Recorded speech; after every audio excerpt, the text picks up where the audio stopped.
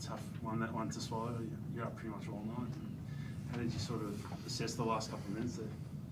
Yeah, before we get into it, congrats to Michael Aylan. 800 games is amazing achievement, and he's still doing it at a really high level, so congrats to him on that one.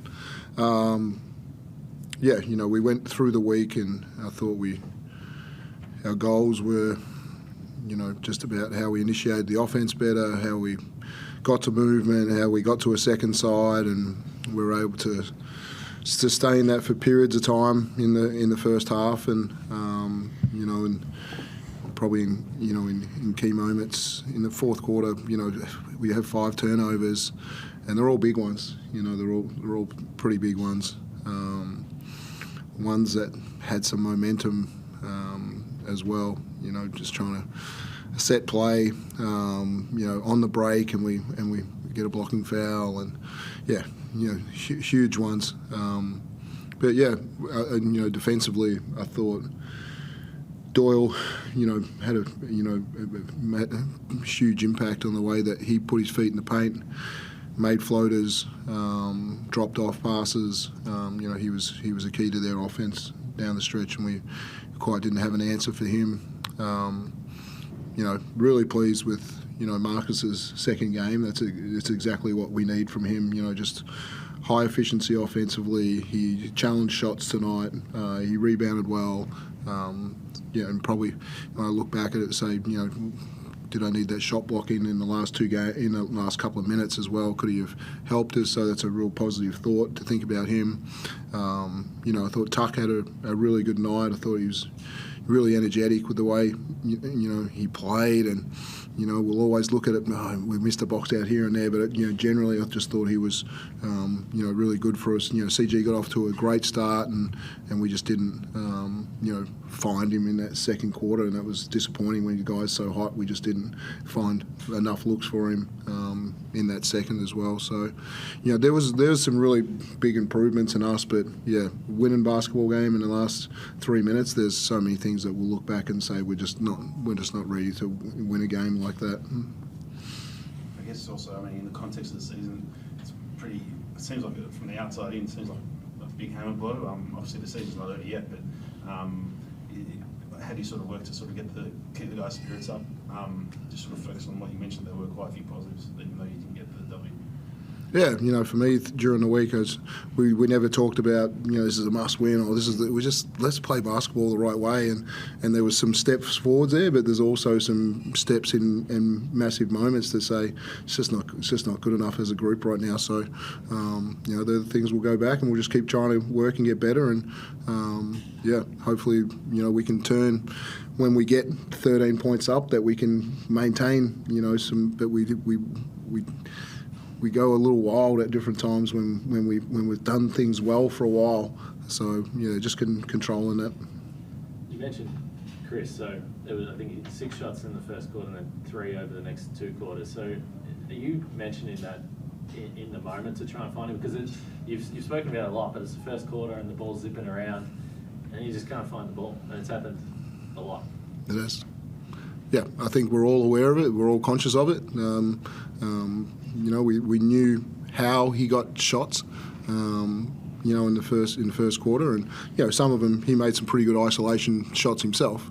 There was some tough buckets, but we know both him and Barlow, and they get open looks when the ball zips around, and there's constant movement, and he's got the ability to play with a bit of freedom of movement. When it gets stuck, it's pretty hard for him to get open at those points as well.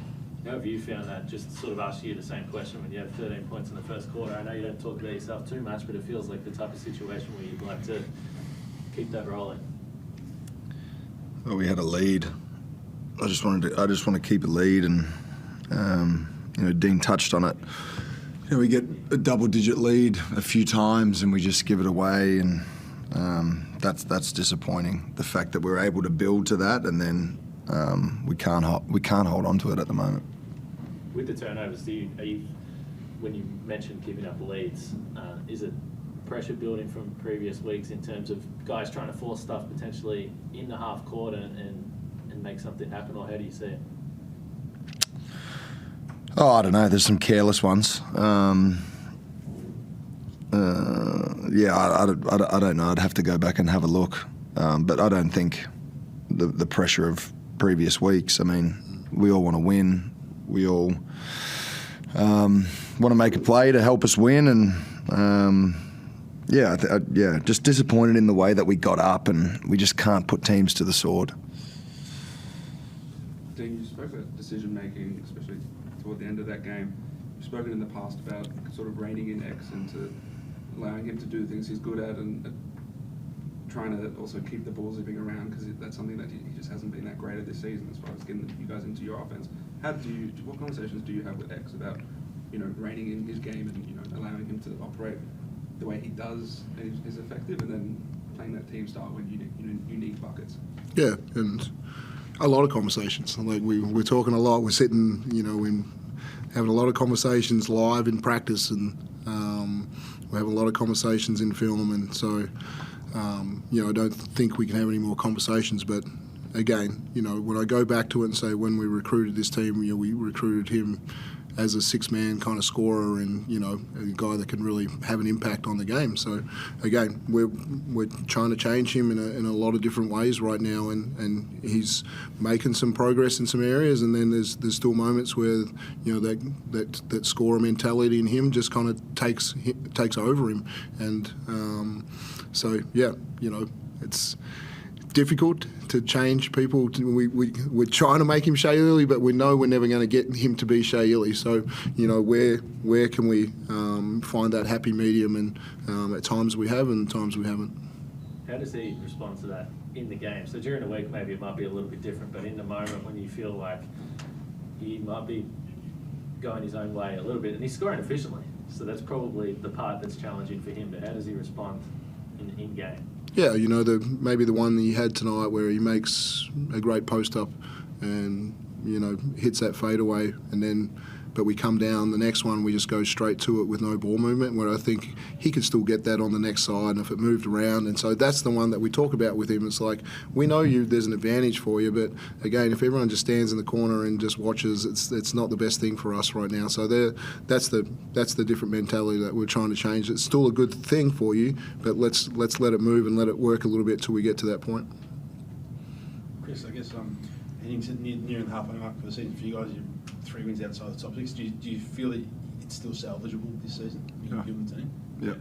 Just what sort of areas do you sort of think that might be the things that you have to turn to sort of get back into the frame? We see how we can play in patches. So, we play with energy. We were getting out and running and getting stops, and more of that prolonged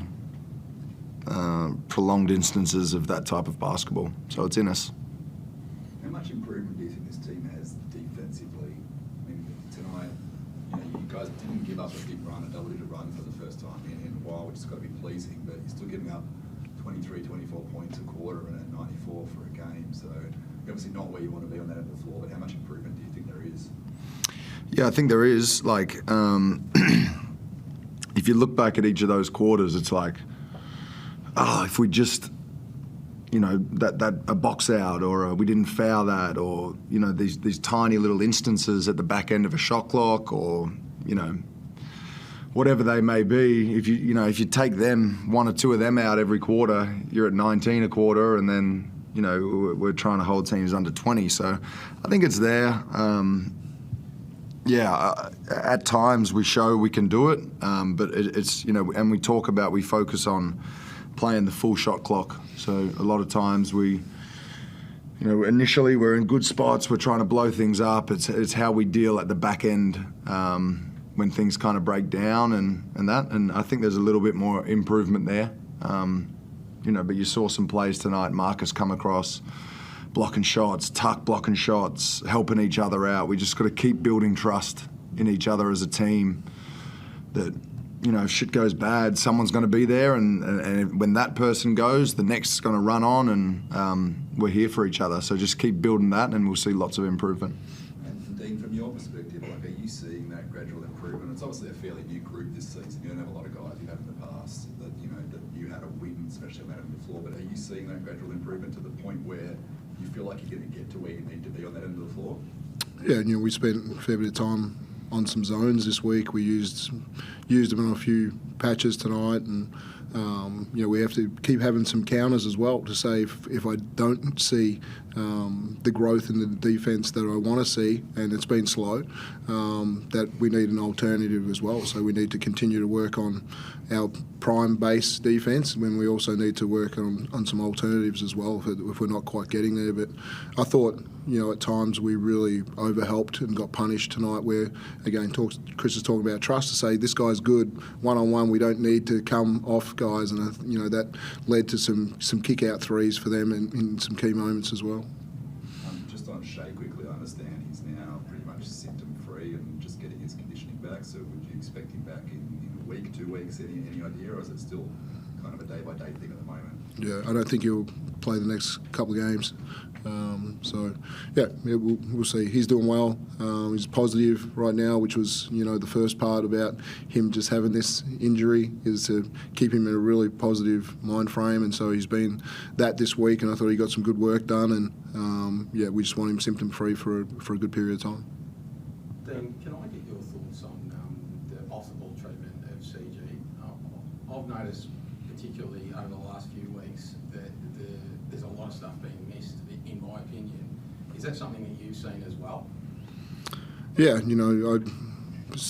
the last one right now to want to criticise anything about refereeing when you're not winning basketball games, but it's a point of emphasis for the when I read the referee report about what the things that they were looking at this week, and there was certainly that was a major mention. I thought there was one really early in the game, and then there was probably one on a